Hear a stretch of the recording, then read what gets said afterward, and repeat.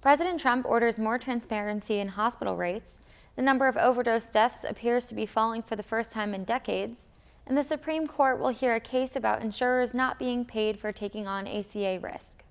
Welcome to This Week in Managed Care. I'm Samantha DeGrande. Hospitals and insurers will have to lift the veil on their rate negotiating process under an executive order that President Trump signed on Monday. The order sets in motion a rulemaking process that will require payers to give patients estimates of their out-of-pocket costs before they receive care and make hospitals disclose prices in a patient-friendly format. Said Trump, "With today's historic action, we are fundamentally changing the nature of the healthcare marketplace.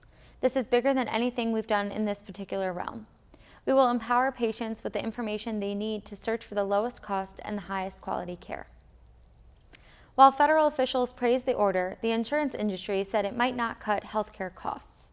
Said Matt Iles, president and CEO of America's Health Insurance Plans, "Requiring price disclosure for thousands of hospital items, services, and procedures perpetuates the old days of the American healthcare system paying for volume over value. We know that it is a formula for higher costs and worse care for everyone. We should be accelerating our efforts to pay for healthcare based on value and quality."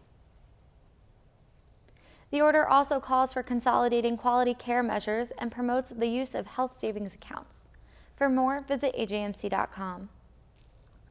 After years of offering grim statistics about the opioid epidemic, the CDC offered news on Wednesday it had not shared in nearly 2 decades. The number of overdose deaths may be declining.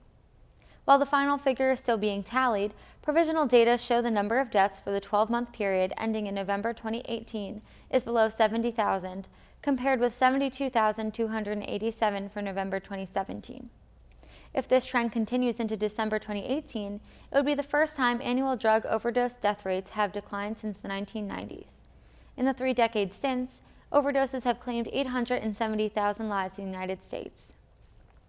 States have taken a multi-pronged approach to combating the epidemic, and in April, FDA approved the first generic nasal spray version of naloxone, which can reverse an overdose. Just this month, New Jersey offered the drug for free at pharmacies across the state without a prescription. For more, visit ajmc.com. The U.S. Supreme Court will hear a case involving the Affordable Care Act, but this one involves insurers, not consumers.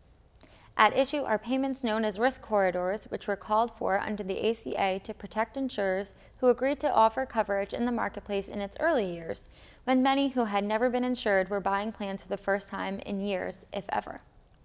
Risk corridors help protect insurers from unexpected losses to ensure market stability. But when Republicans gained control of Congress after 2010, they refused to fully fund them. The case that will reach the Supreme Court this fall claims insurers lost $12 billion. However, many companies have already gone bankrupt. For more, visit ajmc.com. For many who survive cancer, the long-term effects last after treatment, including chronic pain. A study published this week in JAMA Oncology found that 5.4 million people, or about 1 in 3 cancer survivors, live with chronic pain. About half of this group, or 2.5 million people, suffer high-impact chronic pain, a rate double that of the general population.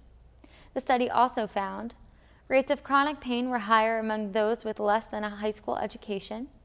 Rates were higher for those with low incomes or no paid employment. Rates were higher among those with public insurance. The research reported, because socioeconomic status and employment are associated with insurance coverage and access to care in the United States, the patterns of chronic pain that we observed in cancer survivors may be explained by barriers to cancer care and pain management, as well as by the type and extent of cancer treatment received. Finally, the current issue of evidence-based oncology looks at new ways to pay for cancer care, including models that pay for the expensive, one-time therapies over time. The issue features the following: an interview with an initiative at MIT called New Digs that brings stakeholders together to develop new financing solutions, an article by EBO Associate Editor Dr. Kashyap Patel and his colleagues on using reinsurance to take on two-sided risk in the oncology care model, and an interview with Dwayne Putnam, the first Director of Payer and Employer Outreach at NCCN. For the full issue, visit ajmc.com. For all of us at the Managed Markets News Network, I'm Samantha DeGrande. Thanks for joining us.